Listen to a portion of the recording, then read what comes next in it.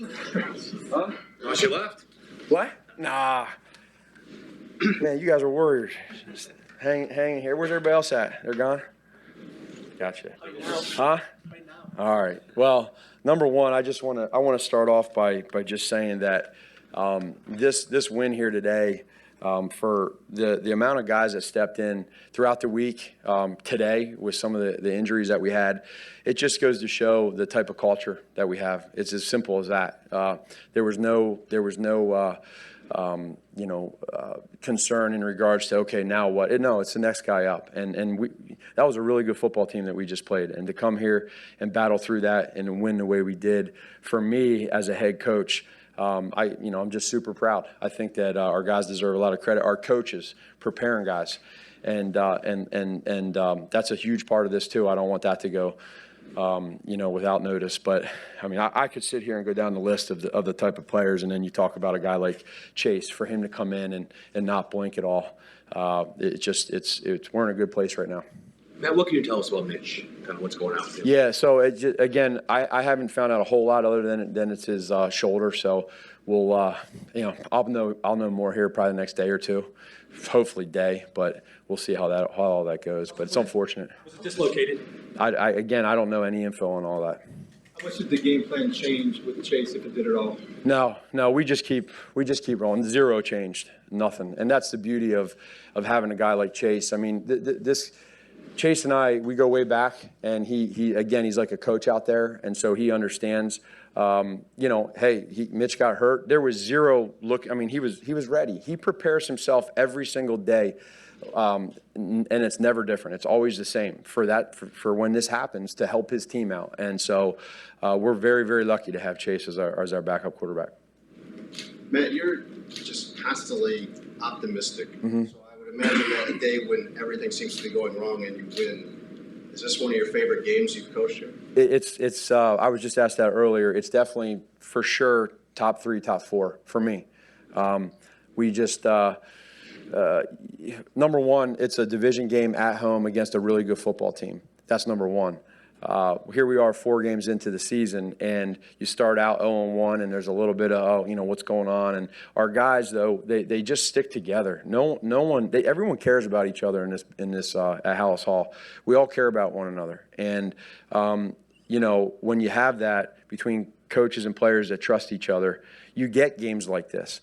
And so, there are times, man, when things happen and you feel like, man, okay, I'm going to feel sorry for myself. No, that's not how I work, and I hope that it permeates into our building. And I don't know if it does or not. What did you learn about the team then today through all of this? Just that it doesn't, for us, what I learned is that they listened to kind of how we talked about positivity and how we talked about having resolve and how we talked about the importance of this game, but they did it. They didn't it wasn't one of those deals where they have a good week of practice and then they come out in the game, they lay an egg. They didn't do that. They came out from the very beginning with the help of the fans, by the way, who were awesome, who were out there just getting that defense going. Again, I can't stress enough how awesome that is to have that. And so you have that. Offensively, to start the game, you lose your quarterback, but then I don't know how many plays it was. It felt like a lot. But there was time of possession that was chewed up, which is complementary to our defense. You play a little field position, you get some points, you play smart, and then you come out with a win. And so the coaches in there and the players in there, they all stuck together, and this is a big one. Matt, how much of a relief is it to sort of have a guy like Allen Robinson who doesn't really miss a beat when the quarterback goes down like that? Well, that's for Allen. I mean, he had another big catch that was called back, but this guy, he does everything that you ask him to do. You can go to him at any point in time. Comes to practice every day, the meetings, everything. He's what you look for in a just an unbelievable teammate and player and somebody you want to coach. So I could go on and on and on about him, and he doesn't say anything. He doesn't even care about any of that, but he certainly is a huge part of us winning. Like the Roquan Smith stuff, Yeah. kind of was a surprise. Can you, in whatever you can explain it? Yeah, it's. I'm going to leave it. It's completely a personal matter, and I'm just going to completely leave it at that. Is there anything long-term beyond this week, or was it just Again, I'm going to try to just say again, it's personal, and I'm just leaving it at that. Matt, a lot's going to be made of Chase coming in, cold, but you also had 3 starters missing on defense. Right. There was no drop off at all. what does that say about the defense and how much of a luxury does it give you then when a guy like Chase doesn't come in? Yeah, the luxury is that, again, these guys understand, they prepare, they know that when they're a backup, they still practice and prepare right during the week like they're playing, so that when the time does come that they have to play, they're ready. I mean, we were missing 6 starters today, 3 on offense and 3 on defense. And so, again, that's why this win for me selfishly is a good one. And I just, you know, I'm going to enjoy it tonight and appreciate it and think through. I mean, the list of names here: Kwiatkowski, Chase, Nick Williams, Rashard Coward, McManus on special teams, Pat O'Donnell. I have here A-Rob too. I mean, and Khalil goes every. I mean, Floyd. I could go on and on with the defense, but there's a lot of guys. I couldn't even give a game ball today because it wasn't fair to the other backups that came in. Matt, was Mitchell's shoulder broken, or do you have any? No, again, I don't know the exact details of it other than I should know. I'm hoping I know here in the next 24, 48 hours. You're a coach, how do you balance the uncertainty surrounding his status with the satisfaction of seeing how well his backup played?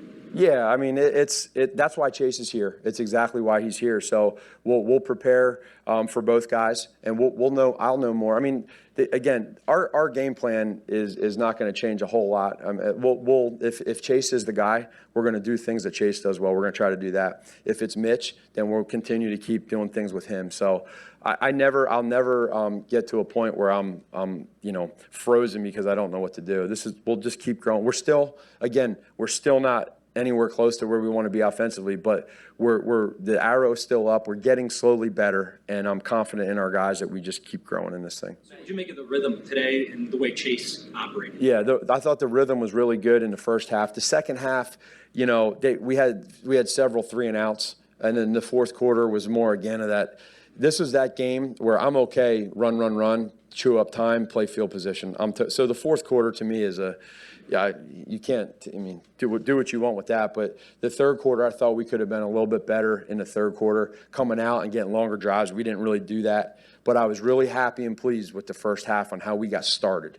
You talked last week about how that Vikings game here last year was a turning point. Mm-hmm. Is there any way to tell what this game means? Just the way some of these backups rallied, the fact that it was a divisional home game, the fact that you're coming out of the first quarter of the season? I don't think again, if it was flipped here and you were a quarter through the season and you were 1-3, you still have to keep grinding every day and you still have to stay positive. There's a lot of football left. But the nice thing is that we're showing right now that it's a totally different year already from last year as far as just who you're playing and then some injuries and things going on. So, I'm going to always go back to the culture of this place. We got good people. We got high character people. We got hard workers. We got people that don't flinch when adversity strikes. You kind of challenged your offensive line this week. You had a backup in there. Mm-hmm. Backup. How did you feel like they responded to it? I got to watch it. I hate judging on not seeing it yet, but my gut felt like that they did a good job stepping up. That's a really, really good front that you're playing there with some linebackers that fly around. I never felt like, there's some things that they do on defense that might, with some of this RPO stuff, that, again, might take away the run so you're throwing. And then that's fine. But overall, I didn't feel like there was a couple one-on-one battles that were lost. But that's going to happen. But overall, I felt better. I just got to watch it on tape. How much has Coward even practiced at guard? Not a whole lot. Not a whole lot. But he did some last year. And I think that's a benefit of Rashard is that he's kind of that swing guy. He can play a lot of different positions. So this kid was playing defensive line 2 years ago. What are your thoughts specifically on Trubisky, the player? He seemed like he was building towards something, and maybe this was a chance to keep it going. Now that's lost 6 plays in. Right. Yeah. That part's frustrating because he had a really good week of practice, and every week he's just so excited to get back at it and just really get this thing going. And so it's.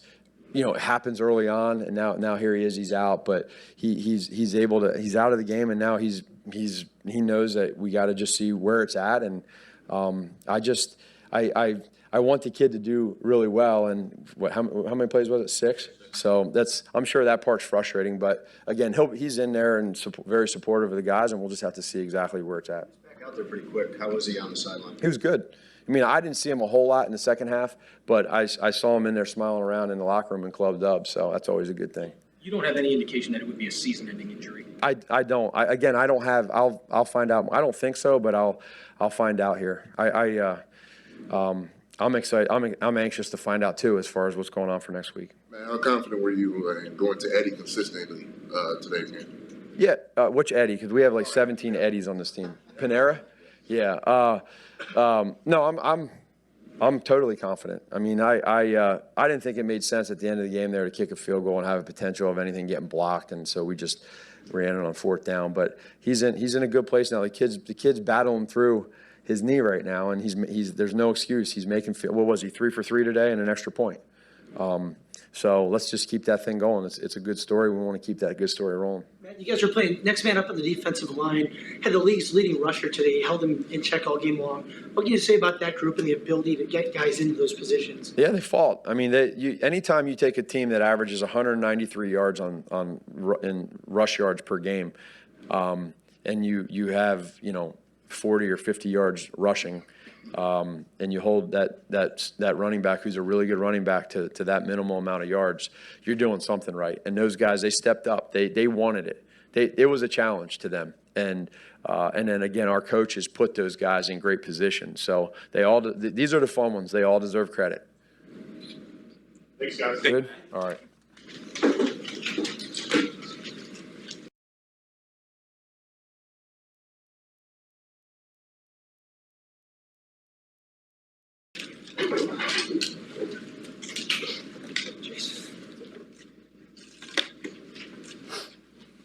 What's up, guys? Chase, how did you feel, going through it? And, what did you do to kind of take what the defense gave you all day? Yeah, I mean, listen, I've said it before. I've been in the league a long time. Don't want to show my age too much, but out there, when you get your opportunities, you never really know when they're going to come as a backup quarterback. So my mindset's always just be ready, and it was crazy because it felt like Mitch's injury was happening in slow motion. He was literally right across from me, maybe 5 yards. And at first I thought it was a concussion because he tried to get up, down, tried to get up again, fell down. So I'm like, oh man, all right, I'm at least going to have to go in. I'm going to have some time to warm up. I didn't see the defensive holding penalty. So I went over to start throwing, and they're, yelling at me, get in. So just tried to just stay calm and cool. And I've been in the situation before. The 2 starts last year really helped me just with communication, especially with the offensive line. We're doing a bunch of no-huddle stuff. So it felt good. And, yeah, I mean, in the second part of your question with the defense, they're really good. I mean, they're really good at all 11 positions. They were playing us in a bunch of too high shell coverage, daring us to run the football.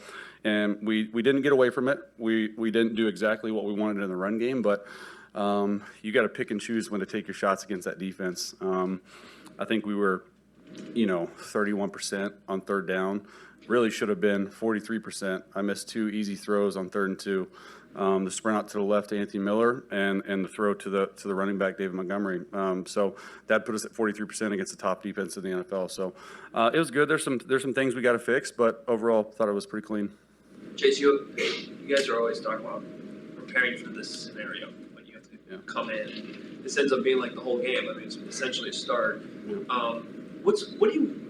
What are you telling yourself in that moment? Like when you're going in, calm yourself down, know that you got to process everything, because that ended up being the only touchdown drive of the game. Yeah, like I said, that goes back to them being the hell of a defense. I mean, they're really good, but yeah, I didn't really have to tell myself to calm down. I was pretty calm. I woke up, I felt good, had my pregame meal. I personally love these 3 o'clock starts because you get to sleep in a little bit, get into your game book, get into your game plan, review an extra bit, get up. So I felt great. Mitch felt great. And, yeah, I mean, I guess you really never know when it's going to happen. So, yeah, I wanted to go out there and just act as confident as possible because I felt confident. And I felt confident in the huddle. I've been in with those guys before in the huddle, and I think they felt the confidence from me, and we were able to go out and, for the most part, move the ball. We put some drives together, I think, over 32 minutes of time possession. It worked out in the end. Was there any anxiety? I mean, no. I mean, you think I'm lying, but there really wasn't. It just felt like a practice. It felt like I was on scout team playing, and that's maybe I've really worked a lot on my mindset over the past year or so, and I think, you know, I still go back to last year, those 2 starts with our offensive linemen and getting in the huddle with those guys, that made me feel confident. They made me feel confident. I thought our offensive line played really well. Would you say you had a good preseason, or how would you describe, because that's the last time people kind of saw you? I honestly don't even remember preseason. All I remember is this last game. There's In so some much of ways, it- does the last year when you're thrown into the fire, I believe it was on a short week where you're getting ready for that first start. Oh, yeah. You think about that at all, or does that help in this moment? Because again, it's kind of just drop of the dime and you're in there. Life of a backup quarterback, right? I mean, you really never know. Yeah, that was a crazy situation. Shortest week ever in NFL history, going from a Sunday night game to a Thursday, like 11 a.m. start, and we're traveling. So no reps at all, full live reps with our receivers. So I got quite a bit of reps with our receivers during training camp. It felt good. It's early in the year. It's not late in the year like it was. So yeah, I mean, listen, I've been in this offense for a long time, and Coach Nagy knows what I like, and we sort of got toward that, and we sort of did some no huddle, kept them off balance, off tempo, still ran the football, even though it's a really good run defense, and that was one of those games. It's rough, it's tough, it's rainy, it's a division game, you're at home, you got to be able to pound the rock, especially with the way our defense was playing. I mean, that's one of the most, to me, I've been in the league 11 years, that's one of the most dominant performance I've ever seen of any defense. I mean, I seriously, you know, they came in wanting to run the football. They got 30 yards rushing, 40 yards rushing, 6 sacks, turnovers, special teams. I mean, it was a whole 3-core game, which was awesome. Chase, The how much touchdown of to it- Tariq, on the touchdown to Tariq, assuming that that's an option route for him, how smoothly are you in sync with him on that cut? Yeah, listen, that's one of our staple plays in this entire offense, and that goes back to our Kansas City days. So Reek's probably one of the best in the league at running that. It was an option route. We got the exact coverage we thought we'd get, and it was a great call. It was timely.